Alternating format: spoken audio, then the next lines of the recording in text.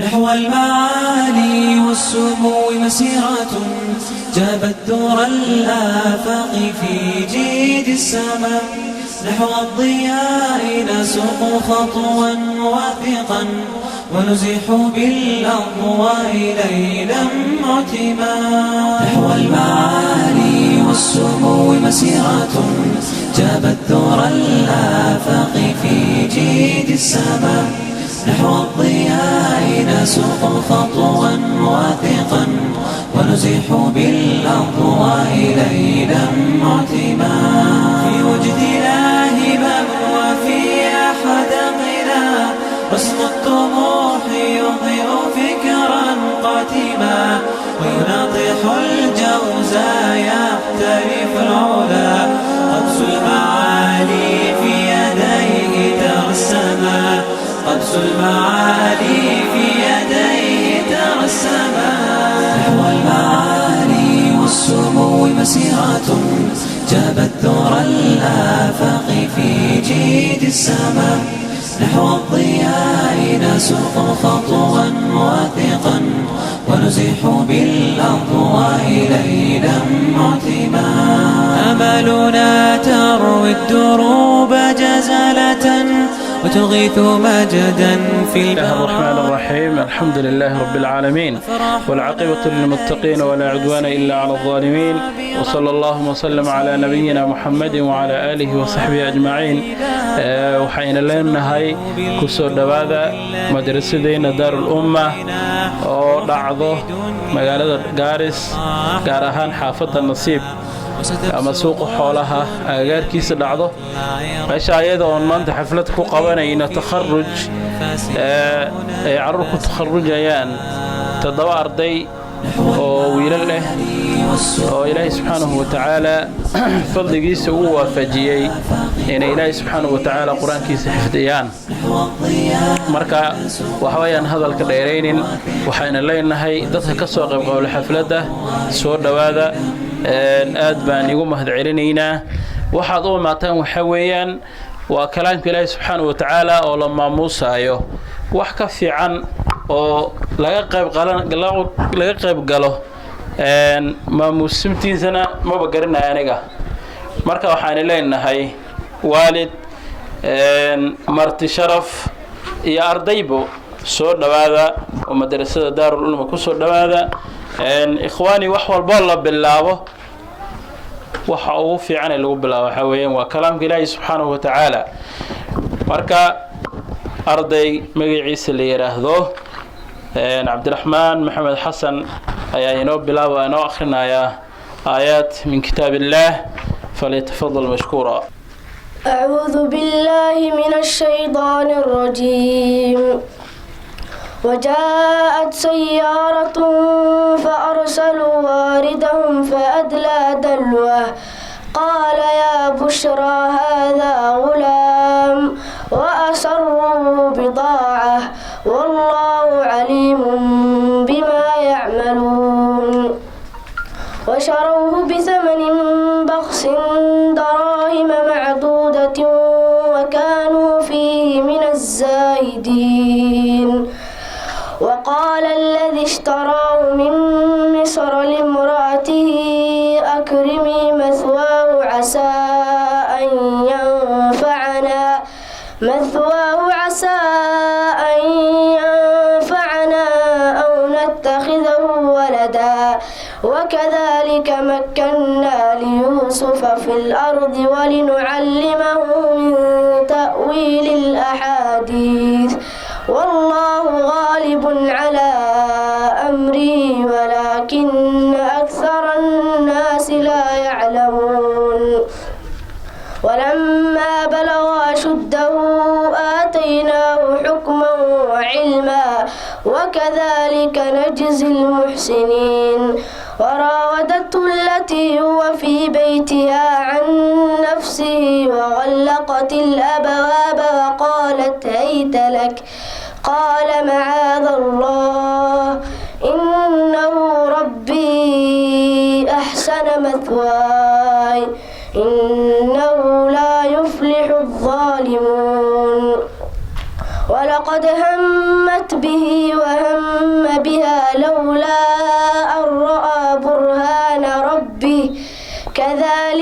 يصرف عنه السوء والفحشاء إنه من عبادنا المخلصين واستبق الباب وقدت قميصه من دبر وألف يا سيدها لدى الباب قالت ما جزاء من أراد بأهلك سوءا إلا أن يسجن أو عذاب أليم قال هي راودتني عن نفسي وشهد شاهد من أهلها إن كان قميصه قد من قبل فصدقت وهو من الكاذبين وإن كان قميصه قد من دبر فكذبت وهو من الصادقين فلما رأى قميصه قد من دبر قال إنه من كيدكن إن كيدكن عظيم يوسف أعرض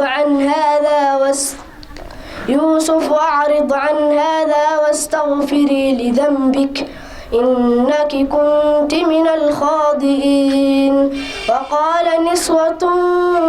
في المدينة امرأة العزيز تراود فتاها عن نفسه قد شغفها حبا إنا لنراها في ضلال مبين. الله خيرا للكاير إلهي سبحانه وتعالى حفظيه إلهي سبحانه وتعالى إيش إلهي كإلاليو إلهي سبحانه وتعالى كدغ كوالد كيسا إيو دين تيسا إيو مجتمع وأنفع إلهي سبحانه وتعالى كدغ قرآن كاسن إلهي سبحانه وتعالى لابتيسا إلهي سبحانه وتعالى كسوغو انت وحين وحوا كلمة الترحيب كلمة سودوينه وحين سوجودنا يا أرضي مقعيس اللي يراهدو إبراهيم خليف. الحمد لله رب العالمين حمدا يليق بجلاله وعظمته والصلاة والسلام على أشرف من نطق باللغة ضاد عليه أفضل الصلاة وأزكى التسليم وعلى آله وأصحابه الطيبين الطاهرين أما بعد السلام عليكم ورحمة الله وبركاته. أهلا وسهلا ومرحبا بضيوفنا الكرام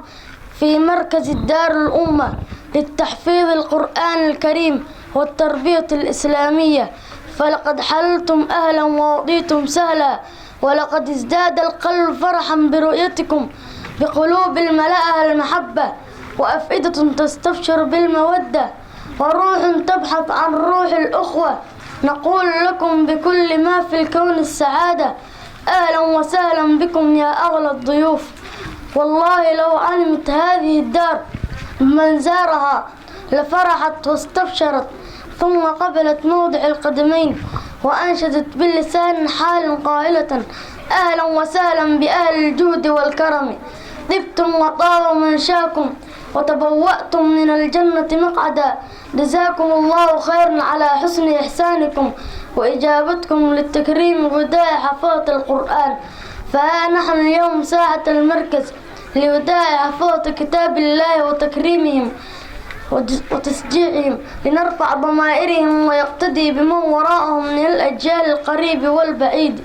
وليمارسوا تعلم علم الشريعة حتى يتبين لهم الحق إلى صراط مستقيم صراط الله الذي له ما في السماوات وما في الأرض ألا إلى الله تصير الأمور. ختاما ولا ختام للنجاح كان ذلك نموذجا مبسطا لما أودعناهم من الحب والاحترام والإكرام والترحيب ولا نقول وداعا ولكن نقول إلى اللقاء متجددا كل عام ولكم سلاما عاطرا كما بدأناه والسلام عليكم ورحمة الله وبركاته. عليكم السلام ورحمة الله وبركاته. أرضيك إلهي سبحانه وتعالى حفظيه wuxuu ka mid yahay ardayda dhigtaan taxfiidka dhigtaan buu ka mid yahay marka ilaahay subxaanahu wa tacaala ha ilaaliyo وحان أجيريا قيبتي أناشيدة. اسم أناشيد يا حافظ القرآن للشيخ محمد بن المقيد. نور على مر الزمان تألقا وأضاء للدنيا طريقا مشرقا وهدى من الرحمن يهدينا به للصالحات وللمكارم والتقى. نور على مر الزمان تألقا وأضاء للدنيا طريقا مشرقا وهدى من الرحمن يهدينا به للصالحات وللمكارم والتقى. هذا كتاب الله أعذب منهل الأنعم به من مورد لمن استقى. قد صانه رب العباد بحفظه وحماه حتى لا يضيع ويخلقا. طوبى لمن حفظ الكتاب بصدره فبدا وديعا كالنجوم تألقا. وتمثل القرآن في أخلاقه وفعاله فيه الفؤاد تعلقا. وتلاه في جنح الدجى متدبرا والدمع من بين الجفون ترقرقا. هذه صفات الحافظين كتابه حقا فكن بصفاتهم متخلقا. يا حافظ القرآن رتل آيه فالكل أنست للتلاوة مطرقا. يا حافظ القرآن لست بحافظ حتى تكون لما حفظت مطبقا. ماذا يفيدك أن تسمى حافظا وكتاب ربك في الفؤاد تمزقا. يا أمة القرآن حبل نجاتنا فتمسكي بعراه كي لا نغرقا. ولتجمعي حول الكتاب شتاتنا حتى نزيل تناحرا وتفرقا. ولتجعليه محكما في أمرنا وثقي بوعد الله أن يتحققا. يا أمة القرآن حبل نجاتنا فتمسكي بعراه كي لا نغرقا. ولتجمعي حول الكتاب شتاتنا حتى نزيل تناحرا وتفرقا. ولتجعليه محكما في أمرنا وثقي بوعد الله أن يتحققا. قال العلامة سليمان الجمزوري رحمه الله تعالى يقول راجي رحمة الغفور دوما سليمان والجمزوري. الحمد لله مصليا على محمد وآله ومن تلا. وبعد هذا النظم للمريد في النون والتنوين والمدود سميته بتحفة الأطفال عن شيخنا المهيد الكمال. أرجو به أن ينفع الطلاب والأجر والقبول والثواب. أحكام النون الساكنة والتنوين للنون إن تسكن وللتنوين 4 أحكام فخذ تبيني. فالأول الإظهار قبل أحرفي للحلق 6 رتبت فلتعرفي. همز فاء ثم عين حاء مهملتان ثم غين خاء. والثاني إضغام ب6 أتت في يرملون عندهم قد ثبتت. لكنها قسمان قسم يضغما فيه بغنة بيرمع لما إلا إذا كان بكلمة فلا تضغم كالدنيا ثم صنوان تلا. والثاني إضغام بغير غنة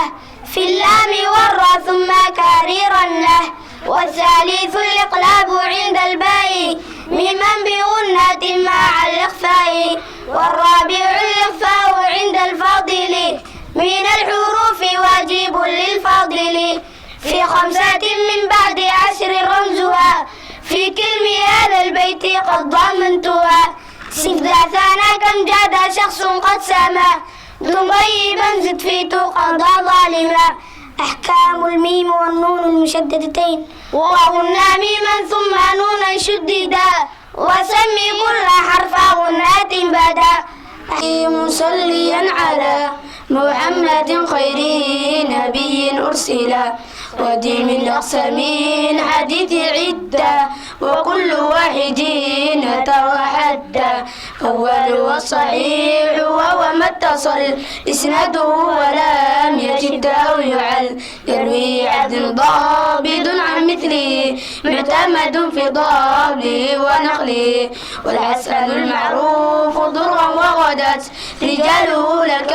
صحيح اشتهرت وكل ما عن رتبة حسن قصور فهو الضعيف وأقصى من كثر وما أضيف للنبي المرفوع وما لتابعين هو المقطوع والمسند المتصل الإسناد من راوي حتى المصطفى ولم يبل وما بسمع كل راوي يتصل إسناده للمصطفى فالمتصل مسلسل قل ما على وصف أتى مثل أما والله أنباني الفتى كذاك قد عدتني قائما أو بعد أن عدتني تبسما عزيز مر اثنين أو ثلاثة مشهور مر فوق ما ثلاثة معنعنك عن سعيد عن كرم ومبهم ما فيه راوي لم يسم وكل ما قلت رجاله على وضده ذاك الذي قد نزل وما أضفته إلى أصحاب من قول وفعل فهو موقوف زك ومرسل منه سحابي سقط وقل قريب ما روى راو فقط وكل ما لم يتصل بعالي إسناده مقاطع الأوصال والمعدل السقيط منه ثاني وما أتى مدالسا نوعاني. السلام عليكم ورحمة الله وبركاته. أقدم إليكم تفسير سورة القيامة وهي مكية وآياتها 40 آية. قال الله تعالى بسم الله مقع الله ينكب الله اللي الرحمن نحرست قول نحرسنا اللي الرحيم نحرست قالك نحرسنا لا أقسم وان دارن بيوم القيامة مالنت قيامة ينكو دارن ولا أقسم وان دارن بالنفس نفتي اللي هو متعنان تبنت أحسب موحوم لين الإنسان إنسانكي ألا نجمعنا كل منكر عذاب وفريس لفيسة بلا إسكب داي قادرين كوا وذانا على نسوينا سنة بنانا وفريسة بل يريد موحدوني الإنسان إنسانكي ليفجر إنه كقالوا أمامه ورتيسة يسألوا الدين أيانا قرتها هاتي يوم القيامة مالنت قيامة فإذا قرأ يا هاتي برق ورر البصر أرقي وخسفه مبديو القمر ضيحي وجمع الكلمياء الشمس قرحي والقمر ضيحي يقول وحودي الإنسان إنسانك يومئذ ما انتس أين المفرح قالوا عري كلا أرنك ساسمان لا وزر ميل لو ما قال مدرته إلى ربك حقي ساعته يومئذ ما انتس المستقر ميل لو عر ينبأ ولو مروي الإنسان إنسانك يومئذ ما انتس بما قدم وحور مرصدي وآخر وحود مرصدي بل يريد وحوداني بل الإنسان إنسانك على نفسه نفتيسة بصيرة نساءكم الخاتكعي ولو ألقى هبشك تادور به معاذير وعردارياشيسة لا تحرك به دقاجنا محمد لسانك عربك لتعجل ساودك دكتور به قرآن إن علينا أنا كركنا هذا جمعه دمانتيس قرآن أخرنتيس فإذا قرتي قرأناه ونكو أخرنا فاتبع راء قرآن وأخرنتيس ثم أنت كذب إن علينا أنا كركنا هذا بيانه كل دقيقة. عمر فاروق يربى ماشي نومات إلهي حفظي جودس سدا نوف فسرتي سورة القيامة وسورة كهالليسو مالنت قيامة مركا قرآن كروح مركو برتو وحلقة روا إنه معنيه سنة برتو مركز أيكون دمي cunada markaad karisiin haweenka way garanayaan cuntada marka la kariyo hadii lagu darin milix ama cusbo ama jumbi waxa u taqaanaba hadii lagu daro meeridhami waa male marka quraanka waxyaalo ku dhadhami baa jira quraanka markaad barato tajwiidkiisa macnihiisa ku dheedham inaad barataa loo baahan yahay sifo uu kugu dhadhamo mar quraanka uu kula hadlay marka qaar uu kula hadlay markaad ku tukanayso akhrinayso uu kula hadlay mar xalii jiray qiyaama lagaga sheekayni adduunka lagaga sheekayni ummadaha hore sidii loo halaagay baa lagaga sheekayni ficilka ayaga lagu halaagay hada la imaatadeen in lagu halaagayo ama ummadda ayada la halaagayo ayaa xalii jiray yaa lagu sheegi marka ilaahay subhanahu wa ta'ala gabadha yar way yar tahay cabsi baa ku jirtay sida arkayseen هساهاتي وي فسرت القرآن كلا سبحانه وتعالى إلهي حفظه إلهي نهوز الزيادة. الحمد لله الذي قد وفق للعلم خير خلقه وللتقى حتى نحت قلوبهم لنحوه فمن عظيم شأنه لم تحوه فأشربت معنى ضمير الشأن فأعربت بالحان بالألحان ثم الصلاة مع السلام اللائق على النبي أفصح الخلائق محمد والآل والأصحاب من أتقن القرآن بالإعراب وبعد فاعلم أنه لم اقتصر جل الورى على الكلام مقتصر وكان مطلوبا أشد الطلب من الورى حفظ اللسان عربي كي يفهم معاني القرآن وسنة الدقيقة المعاني والنحو أولى أولا أن يعلم إذ الكلام دونه لن يفهم وكان خير كتبه الصغيرة كراسة نظيفة شهيرة في عربها وعجمها والروم ألفها الحبر ابن الأجروم وانتفعت جلة بعلمها مع ما تراه من لطيف حجمها. بسم الله الرحمن الرحيم الحمد لله وكفى الصلاة والسلام على رسول الله صلى الله عليه وسلم وما بعد. إخواني الأعزاء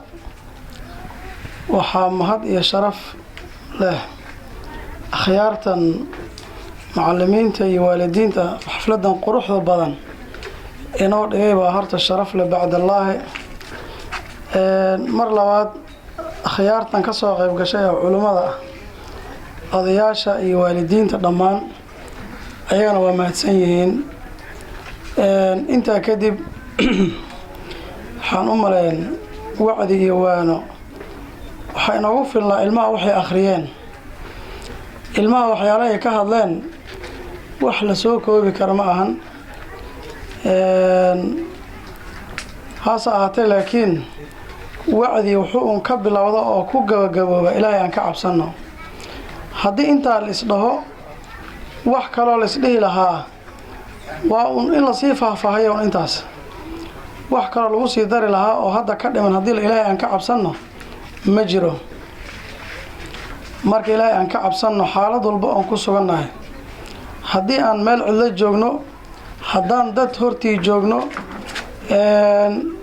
haddaan mugdi joogno, haddaan iftiin joogno, haddii aan magaranaysaa xaaladda ay nagu adag tahay, haddaan farxad ku jirno, mar walbaba ilaahay aan ka cabsanno. qofka hadduu ilaahay ka cabsado, cabsidaas ayaa waxay gaarsiinaysaa meel sarey gaarsiinaysaa. waxay gaarsiinaysaa in magaranaysaa uu gaaro martaba cid wuxuu asaga sameeyey samaysamoogiya uuna qof kale gaari karin ayuu ilaahay subxaana wa tacaala gaarsiinayaa. wuxuu ilaahay subxaana wa tacaala u furhayaa kolkay cabsidii dhibaato imaato meel uu kaga baxo ayuu ilaahay u furhayaa. idan marka ilaahay subxaana wa tacaala wuxuu leeyahay waman yattaqi llaha yajcal lahu makhrajan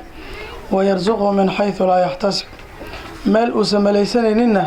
ilaahayba waa ka irsaaqahayaa. idan marka ilaahay aan ka cabsanno cabsida teeda dhabta ah.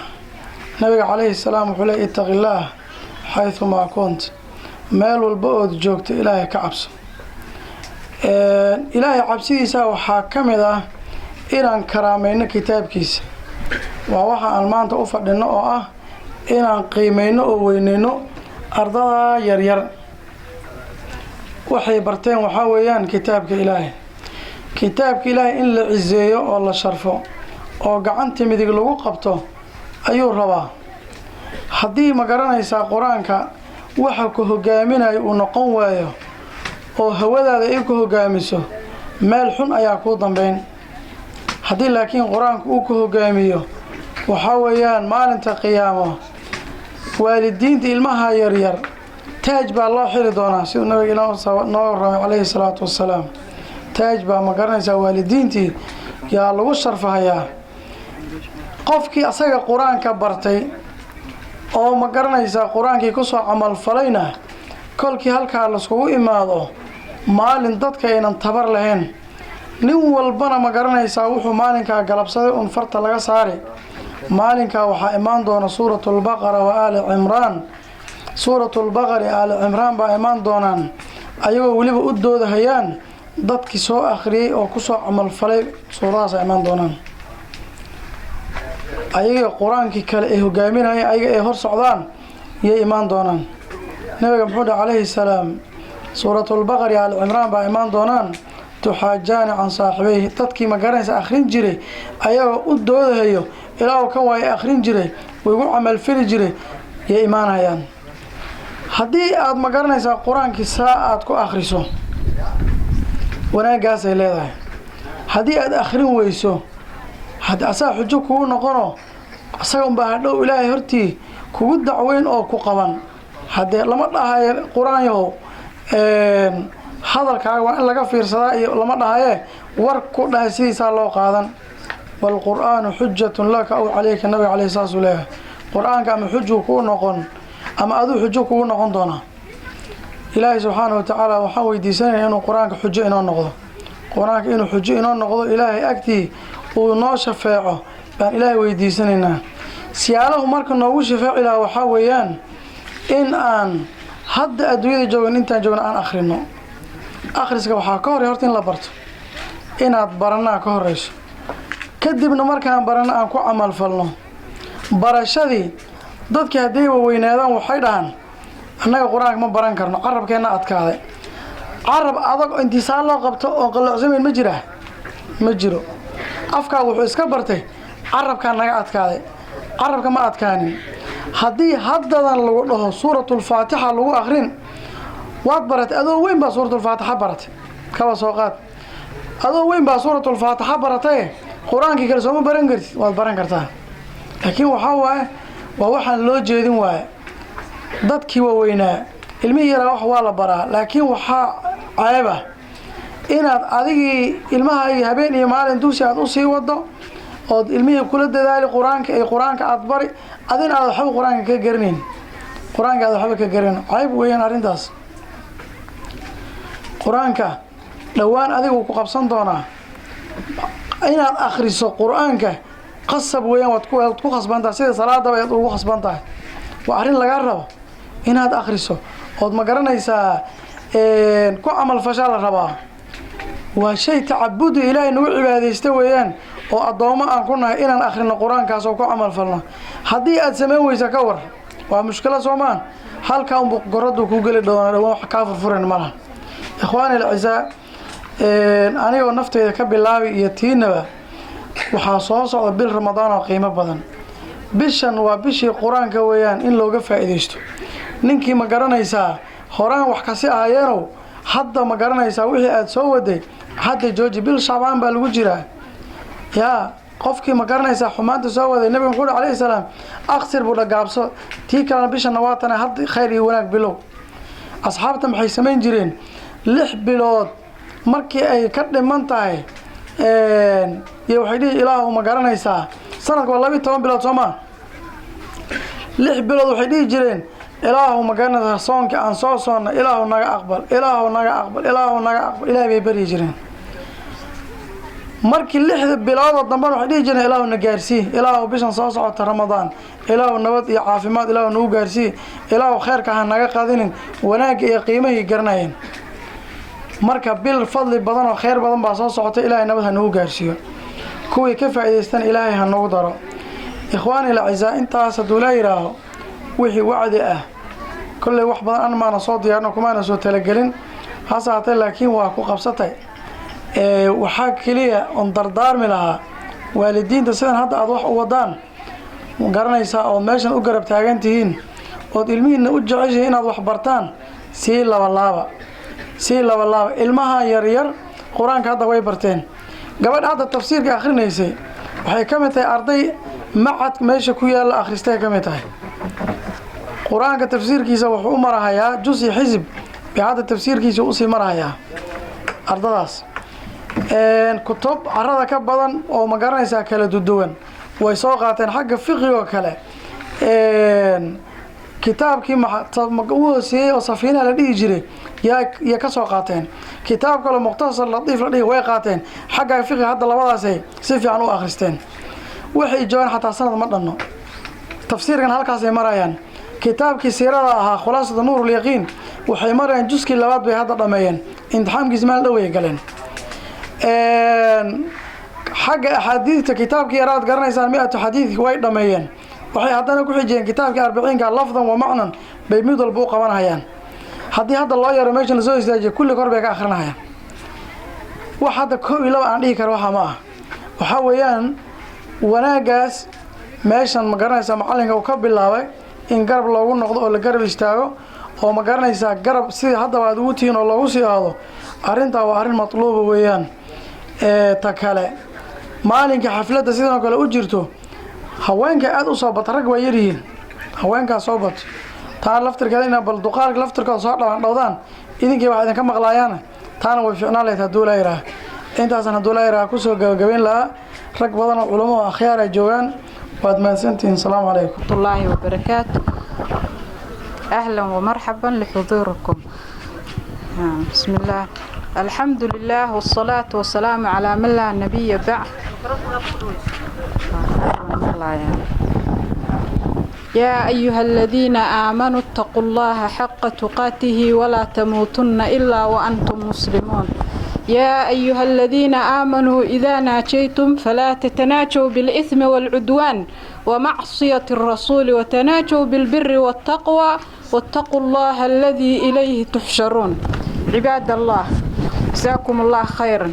حضوركم وانكم فرحسن هاي ما عرفتي إماتنكينا إلهي إلمها نو حفظه ما عرفتي وحويان ومالين وناكسن إلهينا رمضان كسوس عد النبات هنقو جارسيو وخير الديار سدنا الله نجدقه أوصيكم وحن قدر دارمي نفتينا نفتي ذا بتقوى الله عز وجل ولا أدونك ووقت كوبا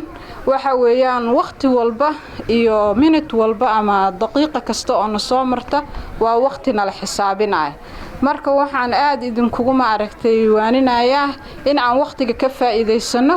oo aan ma aragtay noqono kuwa ma aragtay ku dadaala taqwada Ilaahay waa laga maarmaan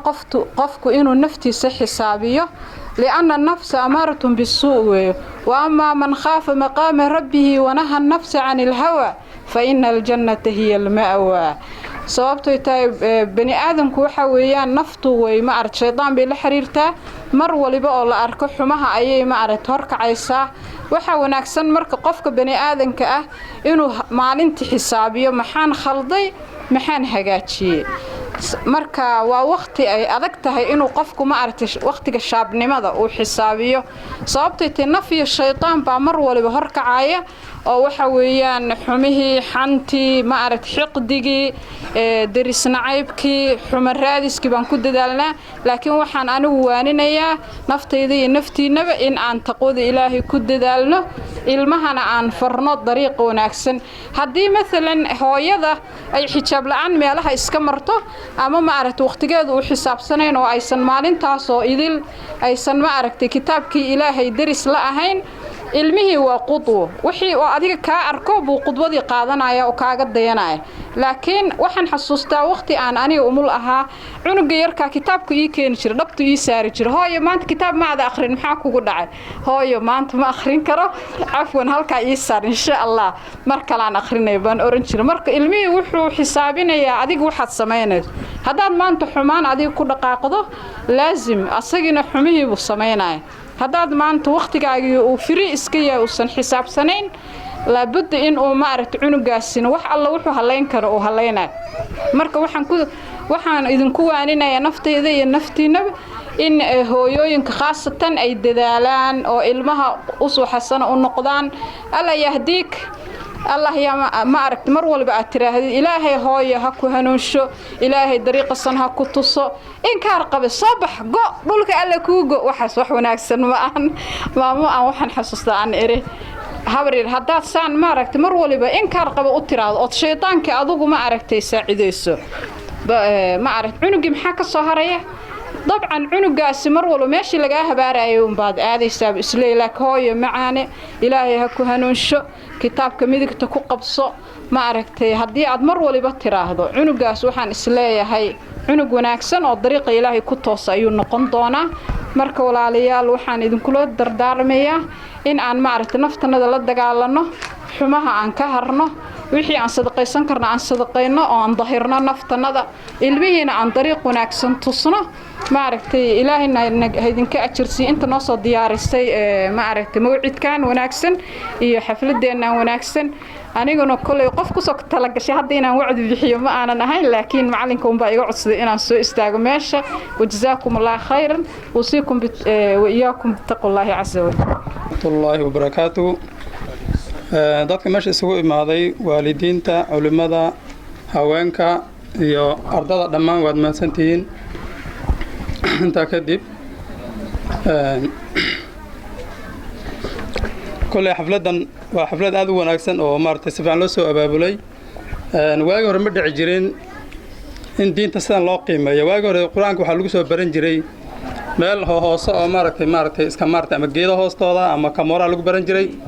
لكن الحمد لله هذا دينتي قرب الله قاضي dadku diintii baa la jeclaaday marka waxay keentay marka diintii in marka la gaarsiiyo meel maartay sidoo kale maartay sharaf maartay lagu maartay sharafayay noqotay marka alxamdulillah waaga hore iskuulka la qiimeyn jiray quraanka lama qiimeyn jirin iskuulka waxa lagu dhigan jiray meel maartay guriga lagu dhigan jiray laakiin dugsi quraanka lagu ma dhigan jirin marka hadda quraanka alxamdulillah dadku quraankii baa la fahmay quraankii marka ayaa maanta sharaf loo yeelay marka arinta ayada aad baan soo dhaweynayna arinta ayada waa arinta shan mudan weeyaan taa inta tan ka baxo kulli quraanka maarta ilaahay wuxuu leeyahay ilaahay maarta kolka ugu horeey waxyaalaha ugu horeey bilaadanka laga rabo waxa weeye awalan wama khalaqatul jinna wal insa illa liya'budu ilaahay yiri qof walba waxa loo abuuray waa inuu alla ka cabsado ilaahay wax kale nooma abuuray ilaahay wuxuu noo abuuray inaan isaga ka cabsano adduunka waxa la inoo keenay waa imtixaankana waxa weeyaan aadam iyo xawaa waxa la yiri markii jannada laga soo saaray ayaa hada macaankeedii iyo wanaagii bay arkeen waxay dhaheen ilaahay oo kulli meesha waad naga soo saartee inaan nagu soo celisaan rabnaa meeshan iyada jannada markaas ilaahay wuxuu yiri wadadaad ku noqon lahaydeen baan idin soo dejinayaa oo maartay diinta islaamka weeyaan waalidka naftiisa waan wax bartay isagu yar qofku waan weynaaday ma jirto qofku hadduu yar yahay waa isku mid wax barashada cilmiga oo la bartay qof kasta oo muslima oo ama raga ama dumara waa ku waajib ama yar ama weyn kulli dhamaantood waajib ku yahay marka waxa weeyaan quraankeena nabiga sallallahu alayhi wasallam wuxuu yiri khayrukum man ta'allama al-qur'ana wa 'allamahu waxa ugu khayr badan umada qofka diinta barta ee dadkana sii bara siba quraanka marka qof walba marka taa waa laga rabaa inaad tiraano caamay baan ahaanayo ma baranayo inta ma soconayso qofka ugu khayr badan waa qofka cilmiga bartay ee dadkana sii baraa leeyni adi maxaa ka reebay marka qofka khayrka badan maxaa ka reebay adi marka adi maxaa ka reebay marka qof walba waxaad ogaataa cilmiga in la barto waa asaas maartay khayrka u yahay waxa la sheegay Ahmed bin Hanbal ayaa waxa la yiri wuxuu ilaahay ku arkay 99 jeer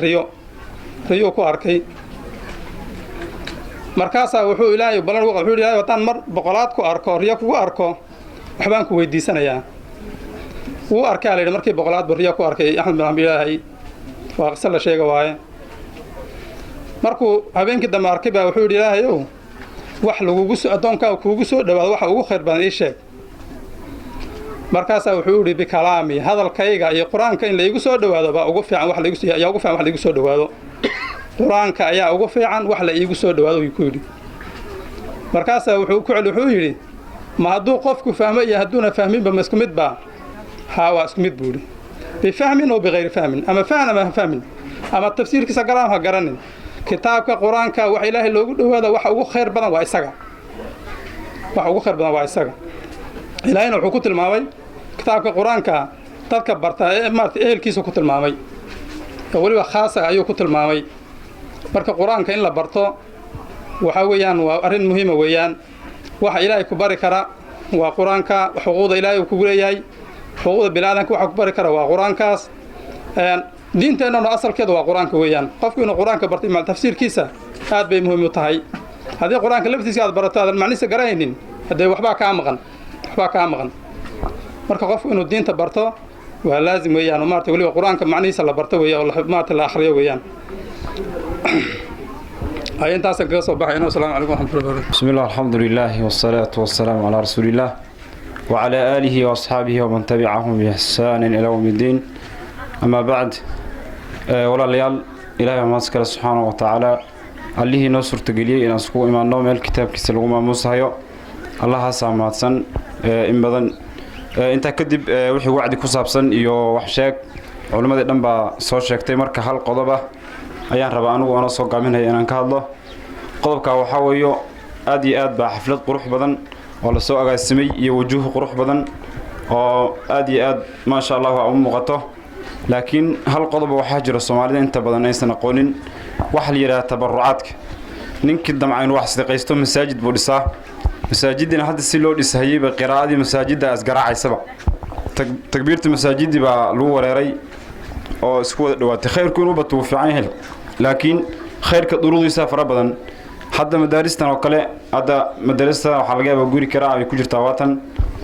ninkii dhulka u gado u waqfo kitaabka Ilaahay subhanahu wa ta'ala inta la baranhayo aayad lagu barto oo kasta ajir baad ka helaysaa waana sadaqada jaariyada ah waa masaajid oo kale masaajidka qofku markuu cilmi barto masaajidka ku cibaadeysanaya Soomaho oo cilmigii uu bartay ayuu masaajidka la ku cibaadeysanaya marka goobihii cilmiga lagu baranayay waxay u badan yihiin goobo maaragtay kiro iyo rafaad dadka ay kala kulmayaan marka waxaan waalidiinta ugu baaqayaa iyo dhammaan muslimiinta in maaragtay goobaha wax lagu baranayo sida hadda markaskan aan joogno kale in loo gado markaska oo markasku u yeesho oo uu maaragtay soo saaro jiil wanaagsan oo ummadda wax ka bedelo innaga midkeenni wax sadaqaysanayo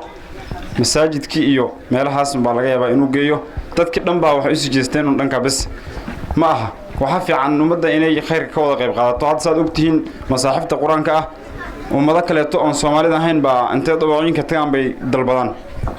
saas inuu soo gaartaa Soomaalida lacag wax haystay dhaqaalo maxaa diiday inay intay tagaan meelaha kitaabta laga soo saaro warshadaha iyo madbooyinka inay dhahanana loo soo saaro intaas masaaxif sifa adduunka caalamka ay ugu shaqeystaan u gaarto marka waxaan aad iyo aad dadka ugu boorinayaa waalidiinta iyo dhammaan muslimiintaba markaskan in loo gado maaragtay dugsiga si ay uga faa'iideysto oo ummadan wax loogu baro nabiga kaleey salaatu wasalaam uu amaanay dadka anfaco maaragtay ummadda manfaacadka iyo waxtarka u leh nabiga kaleey salaatu wasalaam wuxuu yiri khayrun naasi anfa'uhum linnas oo kama qaal kaleey salaatu wasalaam dadka waxa uu khayr badan midka dadka anfaco marka waxaan aad iyo aad maartay ugu boorinayaa dadka marakista in dadka ay gadaan la waqfo ummadda maartay ay wax ku barato inta badan marakista waxay u badan yihiin marakis kira ah oo dadka maartay ay ku loo rafaaday dhaqaalaheedii iyo lacagteedii iyo dayactirkeedii intuba marka hadii la helo dad u istaago midda kale haddaan is aruursano oo is qaabno is garab istaagno macallimiintii waalidiinta waxbaan qaban karnaa laakiin haddii qof kasta oo masaalixiisa khaaska ah uu fiirsado yaa inoo maqan waay dawladda islaamka aan hoos joogno male wax maaragtay damcinayo oo maanta aad arkaysaan oo diinta islaamka u saciinayo male intan waxay ku soo gaartay in dadka muxsiniinta ah ee wanaagsan ee maaragtay isgarab taagan marka waxaan dadka aad iyo aad ugu baaqayaa markaska in loo gado madarasada iyo taxfiidka si maaragtay u soo saaro jiil wanaagsan oo wax ka bedelo bari kamaalina aad u baxsatiin adduunyadan wax iska yar oo kooban way marka intaasan ku soo koobaya allahina barakeeyo jazaakumullahu khayr ajirka iyo khayr badan allah inaga siiyo fadhigaad fadhideen u soo horteen waqtigiini salaamu alaykum warahmatullahi wabarakatuh marka waxaan ku soo dhaweynayaa mudiirka madrasada Sheikh Saadiq inuu kelimadiisa iyo tawsiic nataa'ij uu galo إن شاء الله حفلتنا نصو حرو الحمد لله رب العالمين حمدا يليق بعظمته وعدله والصلاة والسلام على نبينا محمد وعلى آله وصحبه أجمعين أما بعد مرتدى ماشي ماتي أدي يوم هسيهين waalidiinta sidoo kale aad u mahadsantihiin haddaysan waalidiinta sahayn markiiska maanta halkaas muusan gaareen sida ogtihiin markiiska wuxuu gelayaa sanadkiisa labaad sanadkii hore bish 9 2020 taxfiidka la furay waxaa ka baxeen sanadkii hore arday 7 arday oo shahaado ka qaadatay quraanka kariimka ah sanadkan sidoo kale waxaa ka baxaya ardo 7 arday waalidiinta waxaa jira ardayga si maaragtay waxbarashadiisa ugu hagaagto waxa loo ibtidaa oo cunuga uu ku bilowdo waxbarashadiisa oo aad iyo aad maaragtay u caawinayso run ahaantii dadka Soomaalida had inta badan kitaabka quraanka ee waxay ka dhigeen gacanta bidix maysan ka dhigin gacanta midigta ee cunugii waxa arkaysaa asagoo yar oo san quraanka xifdinin quraankii maartay meel saarin quraankiisiba uu dayacay yahay quraankii wali aan si fiican u san u xifdinin waxa arkaysaa cunugii oo iskuul dhiganayo quraax kale ku mashquulsan micnaheeda ma aha iskuul yaan la dhiganin micnaheeda ma aha iskuul yaan la aadin laakiin waxa ugu horeeyo la barto kitaabka quraanka kariimka waa inuu noqdaa waxa ugu horeeyo oo qofka muslimka looga baahan yahay marka hore inuu barto waa kitaabka quraanka kariimka sida ogtihiin إمام الشافعي وحود هاي من حفظ القرآن عظمت حرمته قفك قرآن كريم كي حفظية حرمدي سايا كرنقطة وقال حرمية ضدك رنبا حرمية ومدى رنبا يا مارتي حرميت يا حرميسها وكاسو كلاتو ولي هاي النبي صلى الله عليه وسلم خيركم من تعلم القرآن وعلمه وحاو خير بدن قفك قرآن كبرته فهذا ضدك السيبرة نل له تابعي قال له عبد الرحمن السلمي وحوده هاي مركو مغلى حديثك خيركم من تعلم القرآن وعلمه وحوده هاي waxa ifirisiye halkan aan fadhiyo waa xadiidka wuxuu ahaa macallim dadka quraanka baro wuxuu ahaa qof macallim oo dadka diinta si fiican u fahansiyo wuxuu dhahay wixii iga soo reebay in aan shaqeysto oo banaanka tago aan ordo oo xameesho waa kitaabka quraanka kariimka ah oo adan ilaahi khayrukum man ta'allama al-qur'ana wa 'allamahu sida ogtihiin qofkii quraanka xifdiyo kuma khasaarayo laakiin hadda zamankan aan joogno quraanka waxa loo arkaa barishiisa khasaaro dadkii waxay leeyihiin quraanka maxaa laga helayaa sheekh quraanka hadaan barto cunuga xagoo aadaya ma ii shaqeynaya qof quraan bartay oo khasaarsan wali ma la arkin qof quraan bartay oo maartay dayacan oo meelaha taagan wali ma aysan dhicin quraanka ha lagu dadaalo أنس بن مالك رضي الله عنه وحاجرتا حديثه وكوري النبي صلى الله عليه وسلم إن لله أهلين من الناس إلهي ضدك وحكي ليه أهل بو إلهي ضدك ليه ضدك إلهي أهل كيسة ما هان ضدك تاجرين تي ضدك العقد لماها ضدك ما رتاي أديك عنك ما هان مدحوين ماها قف تاجر ماها نين العقل ماها ضدك إلهي ومدرس وكل حليه وحوايا أهل القرآن ضدك قرآن كحفظيي قرآن كيقانو قرآن كسفع نوبرتين قرآن كوحو كربي يوحو فرايو لبدو بمارت سمين أيان قرآن ك ضدكاس أيوة ساسي حدنا وحوده هي وخاصته وضدك أدني إلهي خاص كوسيه أهل الله البيت العمل وإلهي ذو ليه waalidiinta cunugaaga hadii maanta quraanka aad barto oo quraanka si fiican u barto oo kula dadaasho yawmal qiyaamaha way ku anfacaysaa adiga taaj baa madaxa lagu gelinayaa si ka sugnaatay nabiga sallallahu alayhi wasallam taaj baa madaxa lagu gelinayaa waalidkaas wuxuu leeyahay hadhow ilaahay ani waxaan ma shaqaysanayna inta ka keenay wuxuu leeyahay waxa ka keentay cunugaaga aad quraanka bartay oo ku dadaashay ay sababtiis ayaa ku heshay cunugaas laajay sababtiis ayaa ku heshay marka qof walbo cunugaaga isku dayna marka hore diinta bartid marka hore quraan kariimka aad bartid marka hore wax walbo ibtidaa uu leeyahay wax walbo wuxuu leeyahay bilow cunuga hadii aad quraanka aad ku soo bilowdo kadib sunnada ugu xiiso kadib waxbarashadiisa kala asaas ku geyso heer buu gaarayaa qof jilicsan oo daciif oo waxba keensanana ma noqonayo qof adag oo diinta ku adag oo quraanka fahansan buu noqonayaa waxa jirtay qiso dhaxmartay nin naafic laho ee Umar bin Khattab radiyallahu anhu nin mawle oo dadka adoomaha la adoonsan jiray waqtiga ayada ba Umar wuxuu uga dhigay gudoomiye magaalada Makka iyo wuxuu uga dhigay gudoomiye la Naafic iyo marka Umar bin Khattab wuxuu isku imaar meel leh Uthman way isku arkeen markaas wuxuu ku dhahay war Naafic yaa uga soo tagtay magaaladii markaas wuxuu ku dhahay waxa uga soo tagay mawlan oo min waalina mid anaga maartay mawlahanada adoonkaanada yaa uga soo tagay markaas wuxuu ku dhahay ma waxa uga soo tagtay nin mawle oo la adoonsado oo dadka adoonsama uga soo tagtay meeshii markaas wuxuu dhahay ha laakiin wuxuu dhahay innahu xaafidu likitaabillah wa qof quraanka ilaahi xifsan wa innahu caalim bil faraa'id wa qof cilmiga bartay quraankana xaafid ah markaas Umar wuxuu dhahay ama in nabiyukum hadaba nabiyiin sallallahu alayhi wa sallam qad qala in allaha yarfa'u bi hadha alkitab aqwaman wa yad'u bihi akharin ilaahi kitaabkan sabitis ayuu dad kor yeelaa kitaabkan sabitis ayuuna dad hoos u dhigaa marka maxaa yeelay ninka mawlaha ee adoonka ee la xoreeyay ee adoonka ahaan jiray in laga dhiga nin madax oo dad maamul waxa sabay maxaa waayo kitaabka quraanka ayuu xifsan yahay kitaabka quraanka ayuu maartay gacantiisa mid ku hayaa soo qof walbo waa ina ku dadaashaa ilmaha ina quraanka bartid ku tarbiyaysid kama soo horjeedno iskuul hala dhigto kama hor imaanayno cunuga maadigii wixii laga celiyo laakiin ku bilow marka hore quraanka fahmo ibtida fiican u samee cunuga si fiican u dadaalo Soomaalidu waxay dhahdaa waan hadlay looma hadle maxaa dhiman baa la hadlaa marka aniga waa qofka ugu dambeeyay aan haysan filayo waxaan galeynaa shahaadooyinkii iyo maartay waxyaalihii la bixinayo kaleeto waad mahadsantihiin dhammaantiin aad iyo aad ayaa u mahadsantihiin